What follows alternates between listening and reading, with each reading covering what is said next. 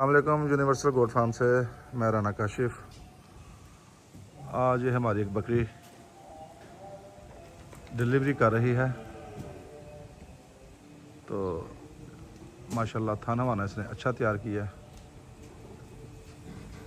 तो अभी वो अपनी जगह बना रही है बैठने के लिए, देखते हैं इंशाल्लाह। दुआ कीजिएगा जो भी दे खैर खैरियत से ज़िंदगी वाला जो हों बच्चे। वो देखना ये उसने कोई चीज़ बाहर आई हुई है, पास से इसलिए जा रहे कि वो बकरी परेशान ना हो। ये जनाब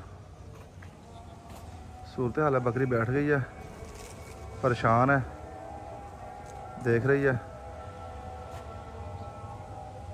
अल्लाह खैर करे, लगाने देते हैं इसे ज़ोर अपनी मर्ज़ी से, खुद इंशाल्लाह ताला ज़ोर लगाती है। अल्लाह बेहतर करेगा। दुनिया में पहली झलक बच्चे की।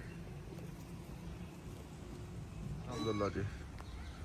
ये दूसरा बेबी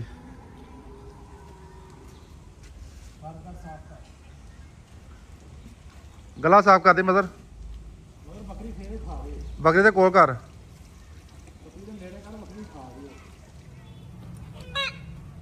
दे जी बच्चे को पहला दूध, कोलेस्ट्रॉम जिसे बोलते हैं,